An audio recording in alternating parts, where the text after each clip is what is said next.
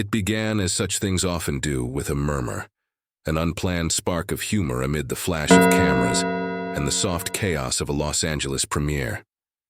Johnny Depp, actor, musician, director, and cinematic shapeshifter, stood on the red carpet for the U.S. debut of embody. 3 days on the wing of madness, his first directorial effort in nearly 3 decades. Around him the air hummed with expectation and flashbulbs, a mixture of nostalgia and curiosity. Then, in a single unscripted moment, Depp leaned into the microphone and, slipping effortlessly into the gravelly cadence of Al Pacino, delivered a brief line in imitation of the legendary actor. The impression, though brief, was instantly recognizable. He pursed his lips, narrowed his gaze, and offered a half-growled, "Just when I thought I was out, they pull me back in." The crowd rippled with laughter. Pacino, who was standing a few paces away, smiled broadly and applauded. It was not rehearsed. It was, by all accounts, spontaneous. Yet within hours, the clip spread across social media, reintroducing Depp not as the embattled star of the past decade, but as an artist reclaiming his playfulness, a return to the spotlight for Johnny Depp. 2025 has become the year of reemergence. After years spent largely outside the American spotlight, directing, painting, and performing music in Europe, he has stepped forward again with renewed intent. Embody, his portrait of Italian painter Amedeo Modigliani, marks his most personal project since The Brave, 1997. The film stars Riccardo Scamarcio as the tormented artist and features Pacino in a supporting role as a wry art dealer. In interviews leading up to the premiere, Depp spoke sparingly but thoughtfully. "This isn't a comeback," he told one European journalist. "It's a continuation, just on another canvas." That word, canvas, is one he uses often, perhaps because it bridges his visual art and film work. Still, even for a man wary of spectacle, the embody premiere carried weight.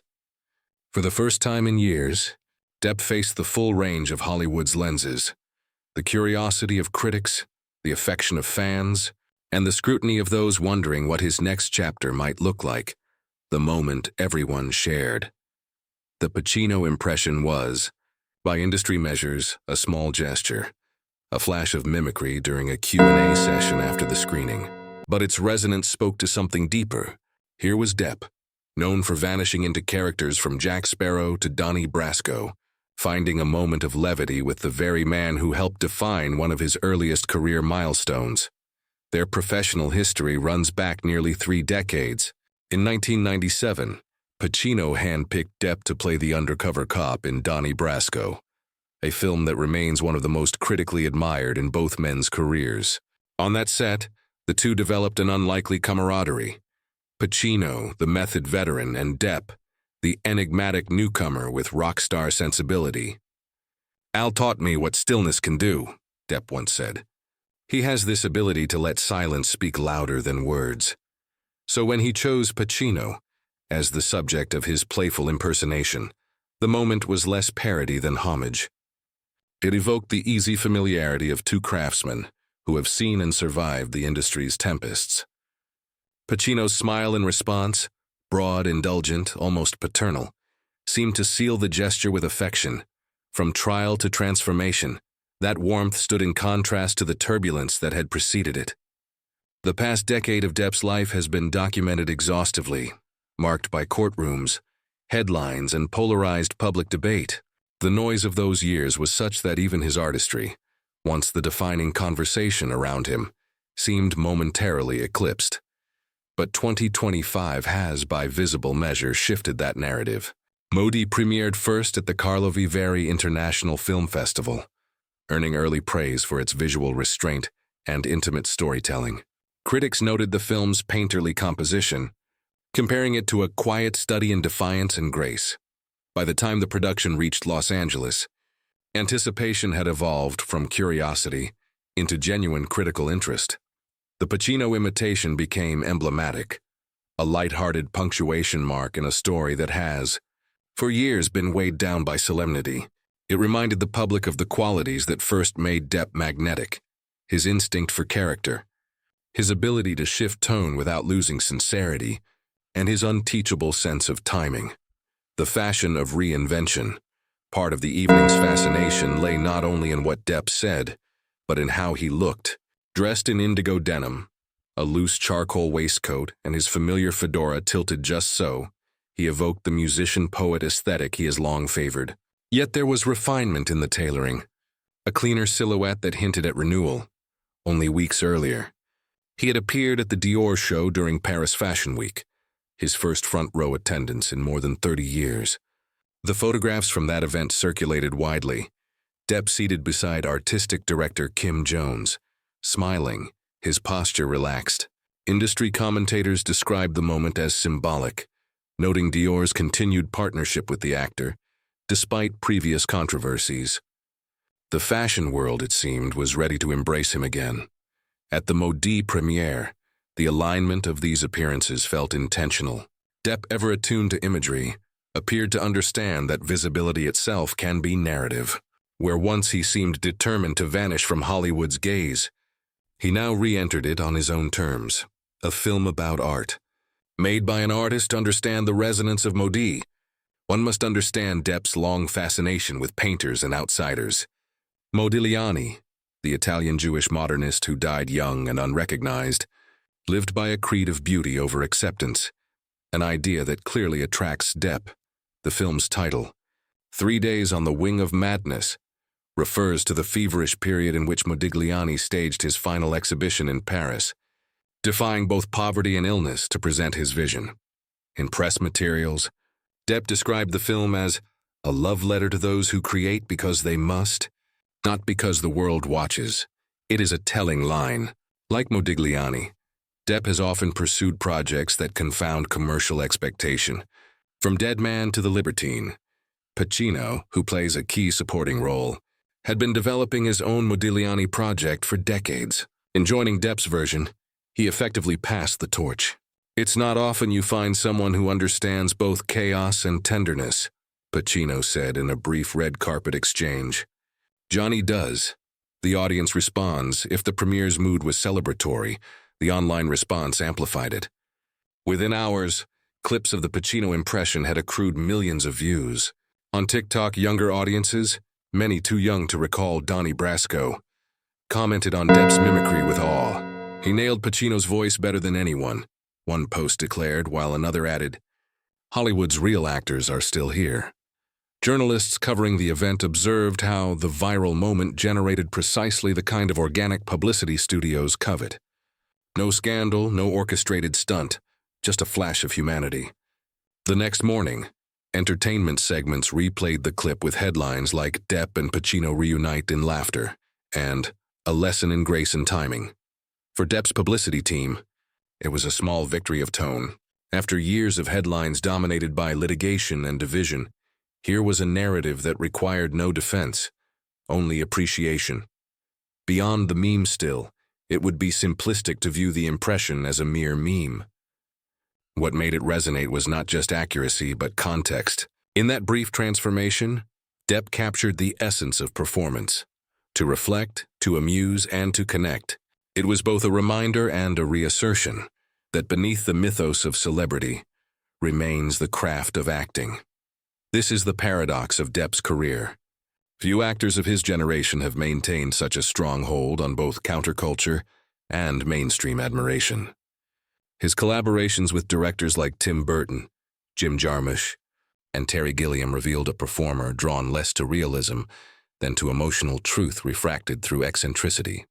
In recent years, as public fascination with authenticity has intensified, Depp's theatrical style seemed to some a relic of a wilder Hollywood. Yet moments like this, unguarded, humorous, unmediated, demonstrate that his artistry is not artifice but impulse. The support network at the premiere. Depp was flanked by longtime collaborators and friends. Among them were producer Barry Navidi and cinematographer Nicola Pecorini, both veterans of his earlier projects. According to attendees, the atmosphere behind the scenes was collegial and calm. "He's very focused these days," said one crew member privately. "He listens more, talks less, but when he does speak, it's with precision." Such reports contrast sharply with the tabloid caricatures that once surrounded him. Those who have worked on Modi describe a director deeply involved in every creative layer, from the placement of light to the rhythm of dialogue, but also surprisingly collaborative. "He doesn't raise his voice," said one assistant director. "He paints the picture in words, then lets you fill it in." Pacino, meanwhile, has praised the production as a small miracle. He and Depp share scenes in which their characters debate the value of art in a world indifferent to it, a theme that clearly resonates for both men. Industry perceptions Hollywood, for its part, is watching carefully. Studio executives have long recognized Depp's global drawing power, but his next commercial steps remain a subject of speculation. Reports indicate that he has signed on to star opposite Penelope Cruz in a psychological thriller titled Day Drinker, directed by Mark Webb. Early production photos suggest a return to the moody charisma that defined his earlier work. For critics, the question is whether audiences are ready to separate the artist from the spectacle. Thus far, the signs are promising. Embody has drawn favorable reviews on the festival circuit, and advanced screenings in Europe sold out within hours. A major American distributor has scheduled a limited theatrical run, followed by streaming release in early 2026. If successful, the film could signal a new phase for Depp, less blockbuster-driven, more auteur-oriented. The actor who once commanded billion-dollar franchises may now find his footing in more intimate, character-driven stories, a study in contrasts. What makes Depp's current trajectory intriguing is its deliberate contrast with Hollywood's acceleration. In an age dominated by superhero franchises and algorithm-calibrated content, Embody unfolds at the pace of a brushstroke. Its success, should it arrive, will owe much to Depp's patience. The Pacino impression, then, functions as metaphor, an old-school actor paying homage to an even older one, using mimicry as a bridge between generations. Both men represent a lineage of performance that prizes instinct over polish. They belong to an era when charisma was mysterious, not managed. In this sense, Depp's moment of imitation was also an act of defiance, a refusal to become overly curated. The laughter it provoked felt genuine precisely because it wasn't manufactured. Cultural resonance analysts of celebrity culture have noted how redemption arcs often hinge on relatability. A single candid smile, a shared laugh, or an unguarded anecdote can humanize even the most mythic figures. Depp's impression achieved that in seconds. It invited the public to remember not the controversies, but the performer who once embodied characters like Edward Scissorhands and Captain Jack Sparrow with equal sincerity. The media's response has mirrored that shift. Long-form profiles now focus less on scandal and more on process. His music with the Hollywood vampires, his art exhibitions in London, his collaborations with European filmmakers. There is a sense, however tentative, that the narrative has moved from defense to rediscovery. Inside the artistry, those close to the actor describe a renewed discipline. Mornings on the Embody set reportedly began early, with Depp sketching scenes in a notebook before discussing them with his cinematographer. He is said to have insisted on natural light for most interiors, echoing Modigliani's own preference for muted tones. In one interview, he explained, "Light behaves like emotion. It changes the moment you try to control it." Such remarks reveal a director thinking like a painter, not a celebrity. It also reflects the influence of Pacino, whose own directing ventures, Chinese Coffee, Looking for Richard, pursued similar explorations of artistic solitude, the symbolism of a smile.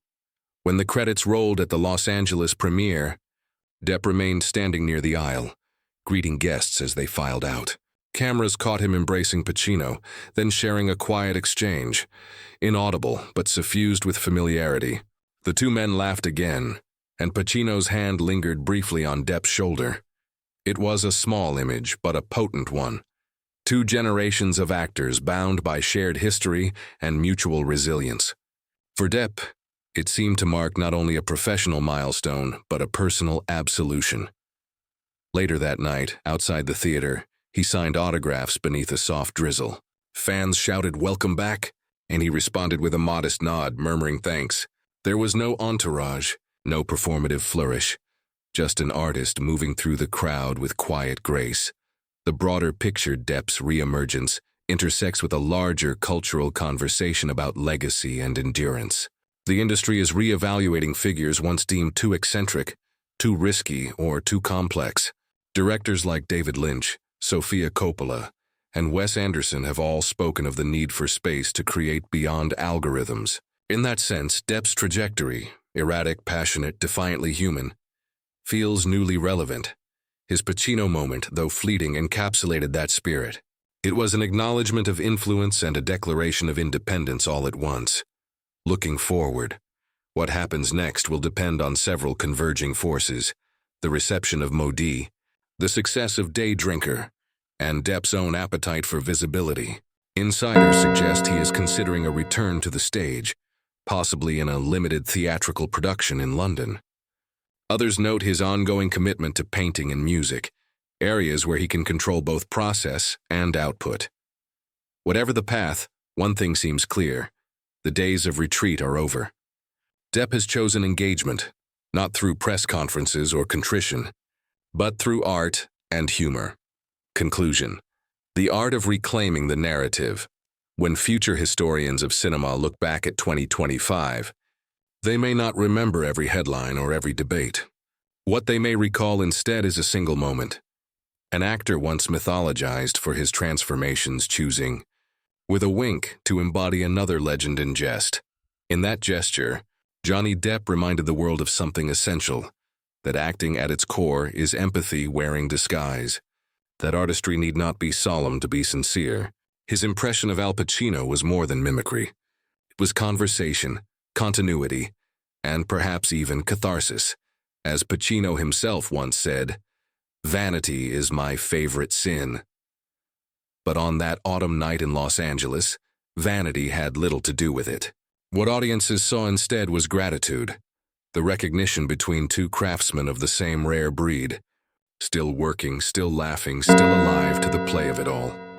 Friends, subscribe the channel, and I wish you good luck. You should take care of yourself.